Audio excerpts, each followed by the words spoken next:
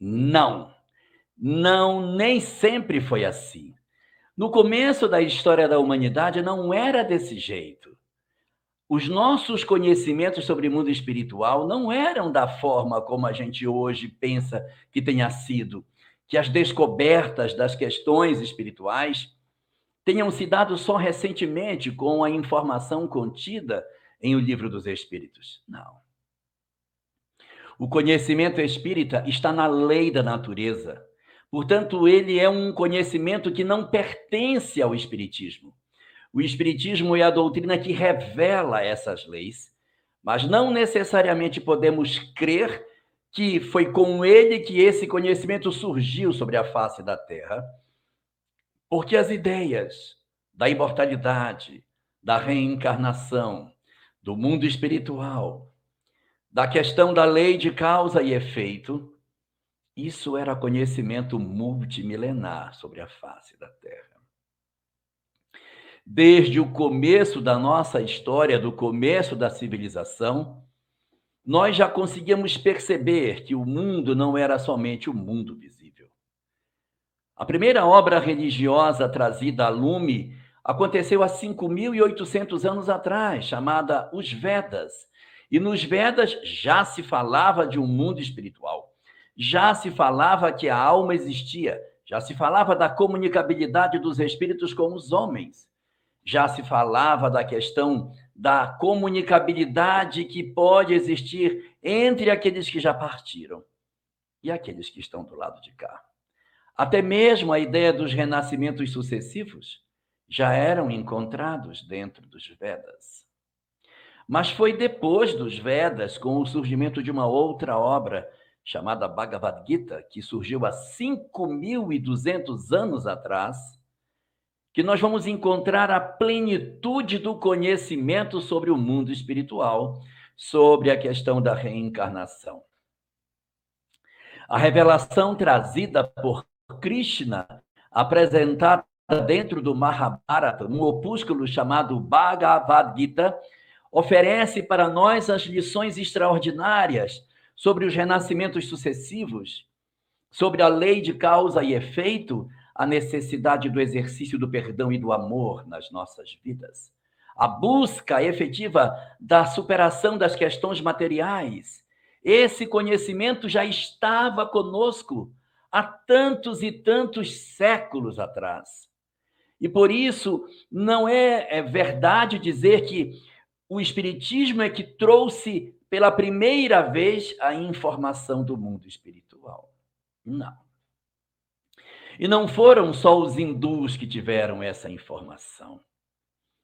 Se nós entrarmos pelo Egito Antigo, mergulharmos no conhecimento que os sacerdotes de Amon possuíam, nós vamos descobrir que as verdades espirituais também estavam com os iniciados do Antigo Egito. Eles também sabiam da transmigração das almas. Eles também sabiam do processo efetivo de que os espíritos voltam várias vezes à vida corporal. Eles sabiam do mundo espiritual, eles sabiam, inclusive, que era preciso que o espírito se preparasse para essa grande viagem que nós faríamos para o outro lado da vida. Isso tanto era verdadeiro que os sacerdotes compuseram um livreto contendo as orientações e as orações para que o morto pudesse saber como se dirigir, como ele fazer para que ele esteja em consonância com o mundo espiritual e acessar a felicidade. O nome desse livrinho que os egípcios haviam composto, que os sacerdotes egípcios haviam composto, chamava-se Caminho para a Luz. Por que Caminho para a Luz? Porque eles sabiam que após a morte havia um duto que nos conduziria para a felicidade. E que nós precisaríamos, portanto, acessar esse canal de luz para que nós pudéssemos retornar de maneira satisfatória para o mundo espiritual. Esse livreto chamado Caminho para a Luz, ou Saída para a Luz, como alguns dizem que era o nome, ele era colocado sempre dentro do sarcófago bem próximo da cabeça da múmia, porque quando a múmia despertasse, né, que a múmia iria acordar depois da morte, a vida continua, então ela tinha que ter o livro ao alcance da mão para consultar as preces que ela faria. Esse livro, todas as vezes que as tumbas eram arrombadas pelos ladrões que vinham para saquear os sarcófagos, eles sempre achavam ao lado do morto esse livro. Saída para a luz estava sempre do lado dele. E aí disse, esse aqui é o livro, tira esse livro daqui. Esse livro não presta para nada. Esse aqui Então, sempre tinha, junto com a múmia, esse livro que ficava bem perto do morto.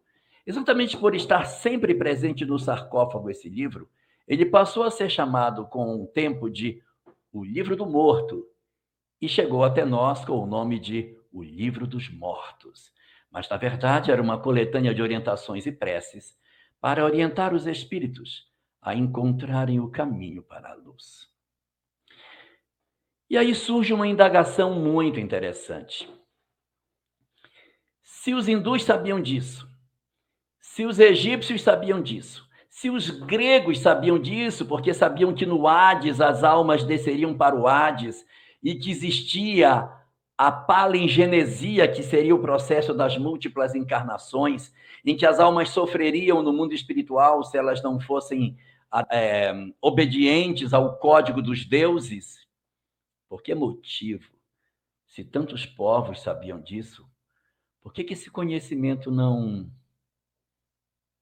ficou conosco? O que aconteceu com a gente que nós nos atrapalhamos e perdemos essa informação? O que foi que houve com a humanidade? Por que esse conhecimento chegou tão cedo e a gente não conseguiu se apropriar dele?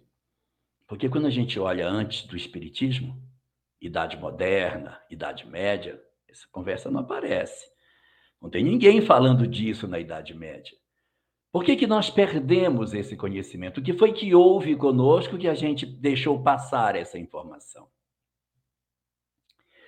O que nós encontramos na literatura espírita é que essas revelações, o Bhagavad Gita, os Vedas, as revelações oferecidas para os egípcios, os conhecimentos dos sacerdotes gregos, dos oráculos, esse conhecimento ele não era um conhecimento universal. Ele não era um conhecimento para todos os espíritos. Ele era um conhecimento apenas para aqueles que eram chamados como sendo os espíritos que poderiam aproveitar esse saber. Havia muitos espíritos na Terra que poderiam aproveitar esse conhecimento, mas uma grande massa não. Esse conhecimento não veio para toda a humanidade, ele veio para esses povos específicos. Ele veio para os hindus, ele veio para os gregos, ele veio para os egípcios, que eram povos que não pertenciam à estrutura natural do planeta. Era uma revelação herdada, oferecida pelos espíritos aos homens daquela época, porque essa informação iria ser muito importante para esses espíritos que já eram maduros. Eles não eram almas ingênuas, não eram espíritos iniciantes. Então, quando essas civilizações se formaram sobre a Terra, missionários específicos para esses povos vieram trazendo informações extremamente profundas, ricas, cheias de detalhes da lei de causa e efeito, cheias de informações sobre o mundo espiritual. Nós trouxemos, desde o princípio da formação da civilização, a gente vai poder perceber que sacerdotes, missionários, homens iluminados chegavam à Terra naquele período semeando as suas verdades e acordando o povo, despertando a humanidade para os saberes do Espírito. Mas não era para todo mundo. Essa revelação era só para eles. Então, quando esses espíritos despertavam com essas revelações, eles voltavam para o mundo espiritual, de onde eles tinham vindo. Eles voltavam para os mundos de onde eles haviam partido. Eles regressavam aos seus planetas de origem e suas civilizações entravam em declínio. E seus livros religiosos? Seus livros religiosos tornavam-se indecifráveis. Conhecimentos multimilenares que, na mão de quem ficava no planeta, pareciam um intrincado mistério sem condição de conseguirmos entender. Foi desse jeito que nós vamos começar a perceber a parte na qual esses saberes do Bhagavad Gita, os saberes dos egípcios, a cabala judaica, o conhecimento dos gregos, a sabedoria védica, ela vai ficando como que morna ao longo do tempo. E nós vamos perdendo a capacidade de entender esses mistérios. Tornam-se textos muito difíceis. Nossa mente não acompanha esses segredos, não consegue entender o que significa aquilo tudo. E por conta disso, a humanidade vai como que rejeitando essas informações.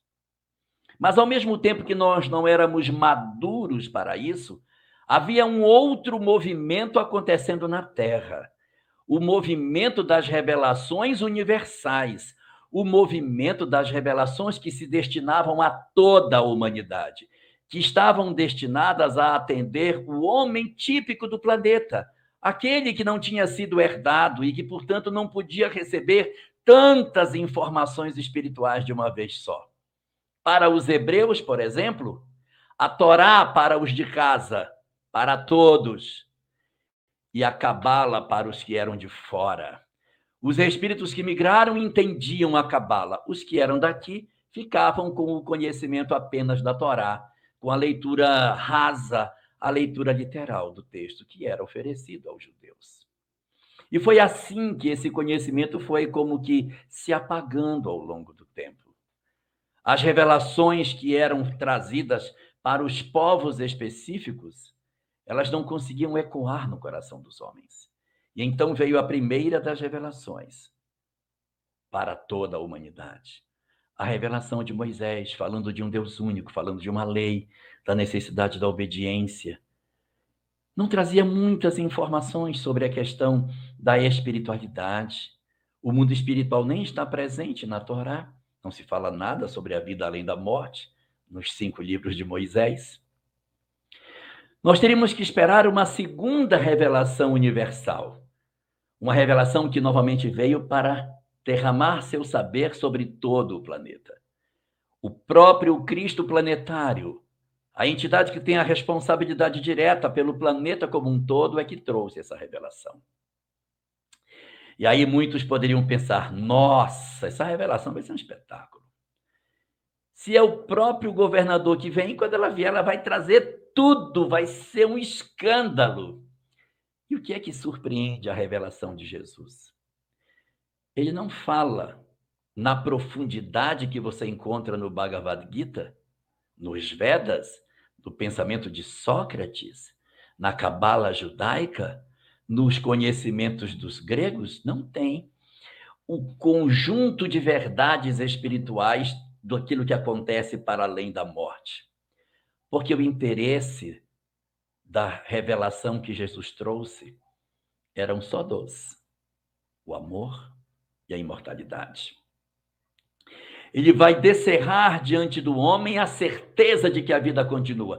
E ainda ressuscita no final, reaparece após a morte, que é para provar que a vida continua. Então ele inaugura um novo pensamento. Qual é o pensamento? Sim, existe vida após a morte. Essa é a trama fundamental da sua pregação. Desde o começo até o final, a fala de Jesus repete sistematicamente: reino dos céus, reino dos céus, reino dos céus, vida após a morte, vida eterna. Está direto. Na parábola de Jesus contada sobre Lázaro e o rico, lá está Abraão, vivo no mundo espiritual, colocando no seu seio Lázaro, que havia desencarnado. Então, a visão de que existia vida após a morte, que tinha vida em abundância, estava na pregação de Jesus.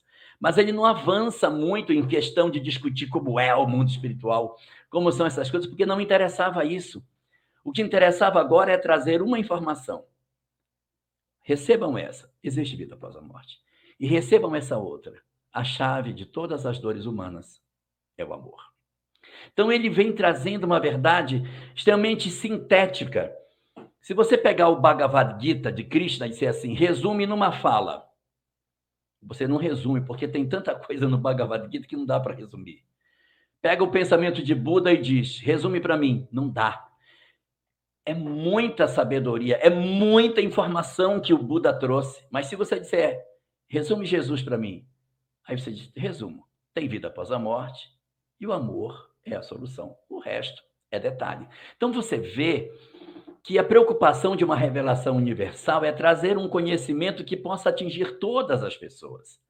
Então era uma verdade que conseguia chegar, porque ela não tinha tanta complexidade. Não, mas isso aqui pode, isso aqui não pode. Não, isso aqui é assim, não. Mas o perispírito, ele pode isso, mas ele não pode isso, porque se ele pudesse isso, não tem essas questões. A mensagem de Jesus é para chegar, pregar, entender e seguir. E por que ela foi tão vitoriosa? Pelo magnetismo que ele trouxe e que impregnou a sua mensagem de maneira muito intensa, com o amor que ele vinha propor e que ele vivenciou. Então, quando essa verdade espiritual chega, ou seja, a verdade sobre a existência do mundo espiritual, nós vamos ter, com a mensagem de Jesus, a partida de boa parte daqueles que haviam chegado no planeta, migrados para passarem um tempo por aqui. E o planeta é entregue para nós. Ah, quando ele é entregue para nós. O que fazemos nós com os conhecimentos espirituais? A gente não entende quase nada. Aquilo é um monte de coisa maluca que não dá para entender, e nós começamos, então, a queimar as obras, porque a gente não consegue entender. Nós queimamos muitas coisas. Queimamos bibliotecas, nós destruímos o conhecimento de vários sábios, nós perseguimos as pessoas que pensavam diferente, os poucos que conseguiam pensar de maneira distinta e que achavam que, de repente, o mundo era diferente, também foram perseguidos. Então, nós tivemos muita perda de conhecimento e perda real, porque queimou e perdeu mesmo. Tem textos que a gente não sabe o que tinha. Nós só sabemos que ele existia porque outros comentam sobre esse texto, mas o texto mesmo a gente não possui, nós não temos. Nós temos, às vezes, fragmentos, porque algumas pessoas transcrevem parte desse texto para outro lugar, mas as argumentações originais, infelizmente, nós perdemos e perdemos muita coisa. Nós perdemos muita coisa. Só não perdemos mais porque o Islã, os muçulmanos pegaram esse material que os cristãos estavam tocando fogo, levaram para Bagdá e protegeram, senão tínhamos perdido muito mais coisa. Eles guardaram em Bagdá boa parte do conhecimento da humanidade, num período em que o cristianismo era pura mediocridade e o Islã vivia seu grande apogeu de conhecimento e de sabedoria. Então nós vamos enfrentar um período de muita ignorância, em que as questões do espírito vão ficar praticamente esquecidas, sem que nós pudéssemos saber, de fato, como era a vida no além, o que acontecia do lado de lá. Quando a doutrina espírita chega, no século XIX, ela vem apresentar para nós a realidade, de novo, do mundo espiritual. Só que agora, ela vinha apresentar não somente como as outras doutrinas falavam, não, vem falar as mesmas coisas assemelhadas que a Cabala dizia, que o Bhagavad Gita dizia, que o pensamento dos egípcios possuía, que os sacerdotes gregos pregavam. É um revisitar desse conhecimento, é voltar aos pontos que o Buda apresentava, que Sócrates falava. Por quê? Porque esse conhecimento está na lei da natureza. Agora, qual a diferença da doutrina espírita para todas essas? É que todas as outras foram revelações religiosas. Veio alguém com sabedoria e disse, é desse jeito. E as pessoas seguiram aquilo que aquela única pessoa falava. A diferença da doutrina espírita foi rasgar essa informação para que não somente nós tivéssemos um acesso do ponto de vista religioso, mas estivéssemos calçado em cima da ciência e da filosofia. Então, hoje, a doutrina espírita, ela revisita os saberes antigos. Ela vem, portanto, reapresentar o mundo invisível para nós. Mas ela vem reapresentar esse mundo que já era conhecido, calçado de maneira diferente. Não é uma revelação que tem um revelador. É uma revelação trazida por diversos médiuns, diversos espíritos através de diversos médiuns, em diversos grupos de diversos países. Isso é lindo, porque é uma revelação coletiva, é uma revelação onde se recebe um grande quebra-cabeça, E o papel de Allan Kardec é encontrar as pecinhas e montar o quebra-cabeça. E aí aconteceu uma coisa muito interessante dentro dessa leitura que a gente vai fazendo. É que esse saber, ele foi construído a partir do conhecimento da Terra. Se você perceber, o Espiritismo foi modelado em cima dos saberes que o mundo terreno possuía. Então, não, isso aqui é possível? Não, isso aqui não é. Não, a ciência diz que é possível, então isso aqui pode encaixar.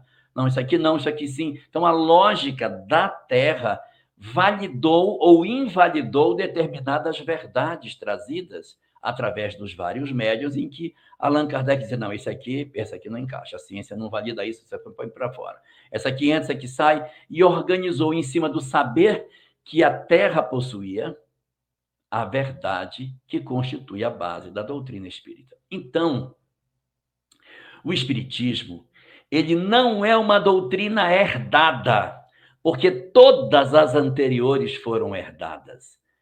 O missionário chegou aqui pronto e disse, anota aí o que eu vou dizer. Krishna chegou e disse, eu sou o revelador, e anota o que eu vou falar. E as pessoas absorveram. Quando Buda chegou, ele era o iluminado. Ele disse o que era e as pessoas, então, absorveram o que ele dizia. Quando Moisés, Jesus, Muhammad, Sócrates, Zaratustra, Lao Tse, Confúcio, quem você puxar, disse, foi uma pessoa que veio e trouxe. Então, a revelação chegou inteira na mão do revelador. O Espiritismo, não. Ele é uma revelação construída na Terra. É isso que o diferencia das outras. Ela é uma revelação do planeta Terra. E que é interessante, ela constrói uma doutrina totalmente nova do ponto de vista da metodologia, mas o resultado do conhecimento dela é velho. O resultado do conhecimento é antigo.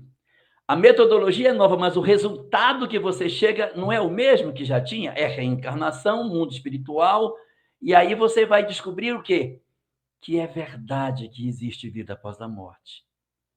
Que o Krishna estava certo, que Zaratustra estava certo, Muhammad estava certo, que Buda estava certo, que Jesus, evidentemente, estava certo. Então, você vai descobrindo que esse saber valida tudo que estava para trás. E dessa forma, portanto, nós passamos a enveredar por um caminho de conhecimento totalmente novo, um caminho que oferece para nós muitas informações novas, descerrando o mundo dos espíritos, mostrando aquilo que os nossos olhos não viam, abrindo para nós a percepção do mundo invisível. E na própria construção da codificação kardeciana, quando Allan Kardec escreve a quinta das suas obras básicas, chamada A Gênese, no primeiro capítulo, ele estabelece o caráter da revelação espírita. E no caráter da revelação espírita, que são oito características, uma delas é que essa revelação é uma revelação progressiva. Eu disse progressiva, eu não disse progressista. É uma revelação progressiva. Em que sentido? A cada momento, novas verdades vão surgindo e ela vai ampliando as suas condições de entendimento sobre as coisas. Quando chega a obra de Kardec, ela traz verdades contundentes sobre a vida após a morte. Ela vai falar sobre a realidade do outro lado da vida de maneira muito impressionante. Já encontramos no Livro dos Médiuns o Laboratório do Mundo Invisível, comentando sobre como é que os espíritos vivem do lado de lá, como é que eles têm objetos, como é que eles se vestem, de onde que eles tiram suas roupas, os objetos com os quais se apresentam. Vamos encontrar depois, no livro O Céu e o Inferno, as manifestações mediúnicas impressionantes, nas quais os espíritos se apresentam na obra com faca, camisas com sangue, roupas de rainha, toda rasgada, mas roupas reais. Então, você vai encontrar diversas informações sobre objetos do outro lado da vida. E no livro A Gênese, quando Kardec vai falar no capítulo 14 sobre os fluidos, ele vai nos mostrar como que a vontade manipula os fluidos, produzindo objetos que se tornam reais para os espíritos, mas que nada mais são do que a manipulação e a condensação de fluidos para que eles tomem determinada forma motivada pela vontade dos espíritos. E foi assim que esta revelação surgiu, trazendo muitas notícias sobre o mundo invisível. Mas foi somente nos anos 40 que nós iríamos, pelo processo da revelação espírita ser uma revelação progressiva, que nós vamos ter a obra de André Luiz, que vai apresentar para nós o mundo invisível de maneira muito mais nítida, rasgando os véus do entendimento nosso sobre como que se processa a vida no além. As obras de André Luiz vão trazer notícias muito mais fortes sobre casas, cidades, objetos, transportes, e uma vida que não é simplesmente sobreviver à morte, é vida em abundância, é vida como vida que seja mesmo, com toda a riqueza que uma vida pode oferecer, só que do outro lado das nossas existências. E assim, a obra de André Luiz vai oferecendo para nós, progressivamente, novas informações do mundo espiritual. E no ano de 1962, em dezembro de 62, é concluída uma das obras mais interessantes sobre o mundo invisível. A médium Ivone Pereira, que possuía uma mediunidade impressionante, vem oferecer para nós, de maneira cabal, informações ricas, extremamente detalhadas sobre o mundo espiritual, oferecendo para nós uma obra indescritível em termos de beleza e de profundidade, intitulada Devassando o Invisível. O mundo carnal já tinha informação desde o princípio de que existe vida após a morte. Mas o Espiritismo veio e nos trouxe a comprovação científica disso. Numa outra onda, nós temos a mensagem de André Luiz oferecendo a nós como vivem os espíritos.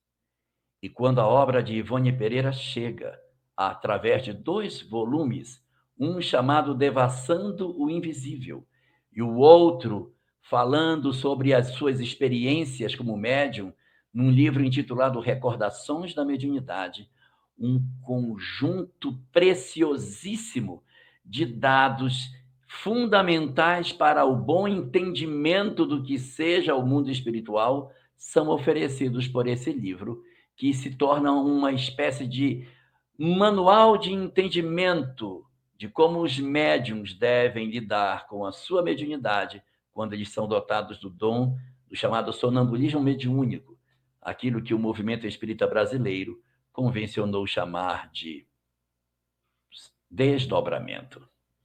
Essa obra vai falar sobre o mundo espiritual, vai contar as experiências dela do lado de lá, a relação com espíritos superiores e inferiores, os dramas, as possibilidades de mistificação, as sutilezas que a mediunidade possui, as diversas experiências surpreendentes que ela reúne no último capítulo, em que ela faz uma espécie de pequeninos contos de vivências que ela teve. Então, todas essas experiências dela desdobrada, como era a vida no mundo espiritual que ela percebia, como era a dinâmica da relação dela com esses espíritos, estão apresentados no livro Devassando o Invisível. E o que é mais surpreendente de tudo isso? É como ela intitulou o primeiro capítulo da obra. Porque a obra vinha falar de uma coisa fantástica, que era o mundo invisível, aquele que nós não conseguimos ver.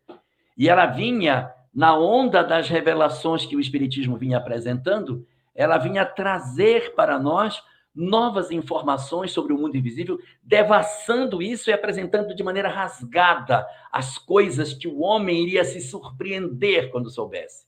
Mas qual é o nome do primeiro capítulo? O nome do primeiro capítulo de estudo. O primeiro capítulo se chama Nada de Novo. Nada de novo. Por que nada de novo? Porque não há nada de novo sobre o sol. Nada de novo sobre o sol, porque os espíritos já vêm dizendo isso desde o começo da história da humanidade, que existe vida após a morte, que existe reencarnação, existe mundo espiritual, que os espíritos se comunicam. Meu Deus, meu Deus, meu Deus, quantas vezes terá que ser repetido ao homem que a vida continua? Então ela começa o livro falando: nada de novo, nenhuma informação que nós ainda não soubéssemos, mas ela vem oferecer esse conhecimento já sabido, calçado com as verdades espíritas, para que não haja dúvida sobre aquilo que ela experimentava. Médium segura, exatamente preocupada com a codificação kardeciana, muito diligente em todas as suas falas. Ivone Pereira vem oferecer nessa obra grandes notícias sobre o mundo espiritual inferior, como vivem os espíritos do lado de lá, algumas coisas profundamente surpreendentes. E eu vou contar uma, pelo menos uma eu tenho que contar. Ela conta que ela chega numa região do mundo espiritual que tem uma série de entidades pelo chão, gemendo, como se fossem espíritos dementados. Eles não estão sentados, estão no chão, rolando, gemendo, corroídos de remorso. Por quê? Porque são entidades vinculadas ao assassínio, espíritos relacionados com o processo do assassinato. Então, eles estão nessa região do mundo espiritual, ali se contorcendo, se remoendo no seu remorso, nas suas coisas, e tem uma senhora que está ali para cuidar deles.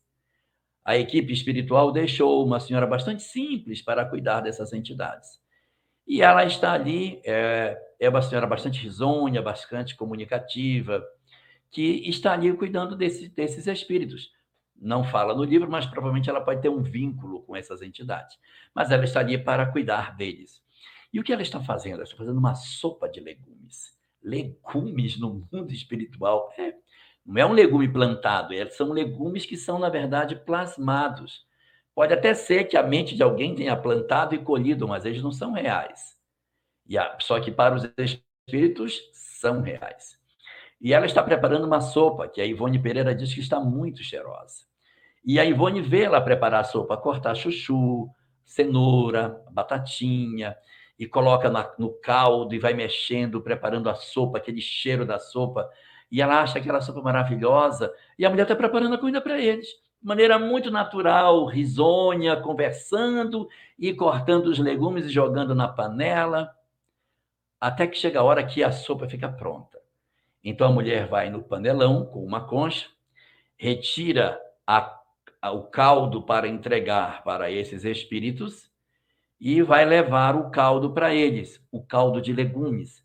As entidades estão gemendo, torturadas pelas suas dores, mas quando ouvem falar que é comida, eles param de gemer e vêm para comer. E ela entrega para cada um a tigela. E a Ivone fica muito feliz, porque vê que eles vão se alimentar. Ela fica observando. E qual não é a surpresa dela? É que logo que esses espíritos tomam a tigela na mão, que eles vão colocar na boca, ocorre um fenômeno muito estranho. Lembrem que no mundo dos espíritos, tudo é feito de fluido. E quem manipula o fluido é a vontade dos homens. A vontade do espírito é que manipula os fluidos. Quando eles põem a colher na sopa para comer, quando ele mete a colher que puxa, não vem legumes. Vem pedaços de dedo, pedaços de orelha, restos de gente.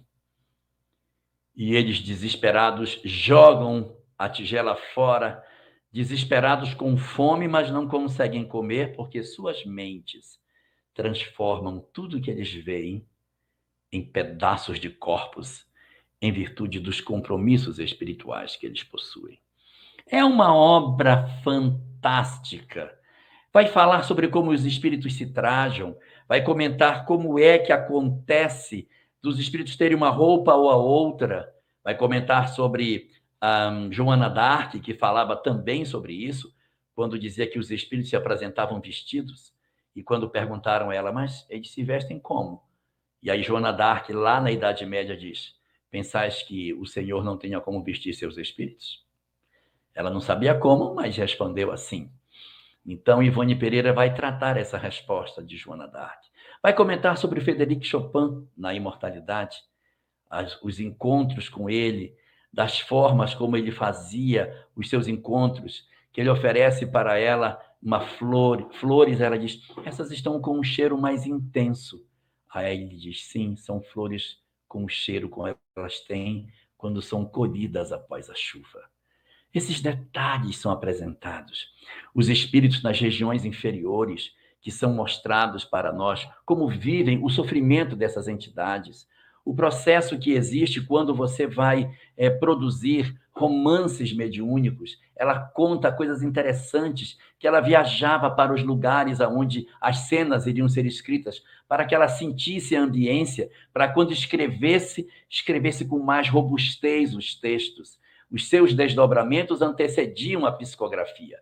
Ela ia psicografar uma página nos Flandres, ela viajava para os Flandres em espírito, passeava pelas cenas, visitava as festas, participava das festas, vendo as roupas, o rosto dos personagens, para que ela pudesse escrever de maneira melhor. Ela vai apresentar coisas impressionantes sobre essa intimidade com o mundo espiritual. Quem de nós tem determinados bloqueios com a mediunidade precisa ler para ver a naturalidade com a qual ela lida com a questão dos espíritos. Mas isso não impede que ela nos mostre também a possibilidade de mistificação, como que existem espíritos querendo enganar do lado de lá.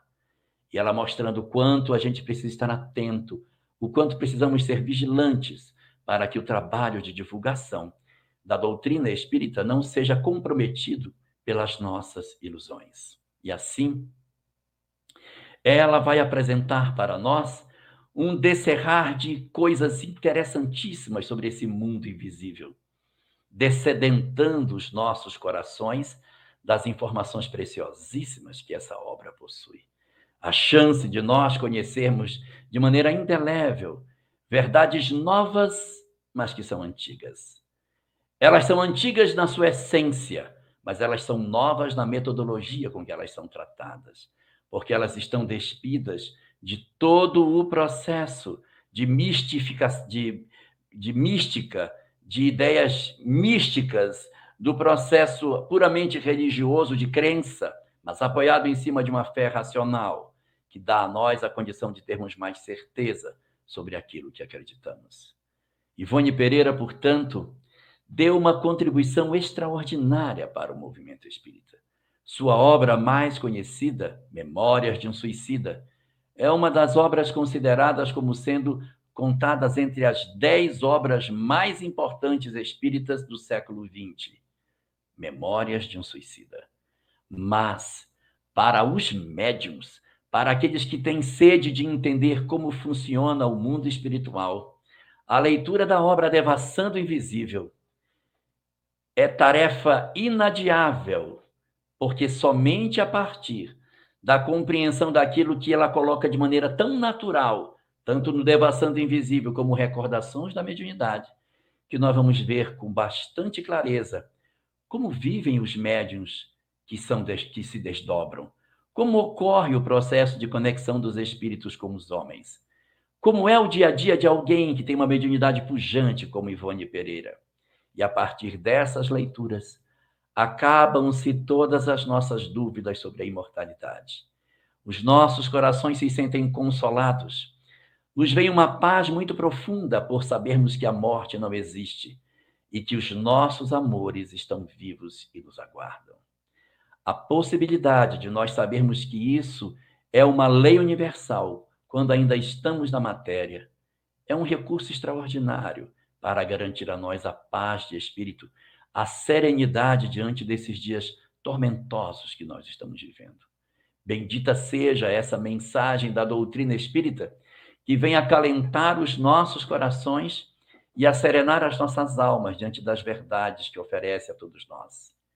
E louvado seja a tarefa de Ivone Pereira, que sendo apenas um médium dentro desse Brasil imenso, conseguiu aproveitar de maneira bastante significativa os recursos que Deus lhe concedeu, legando para todos nós conhecimentos extraordinários sobre a vida no além.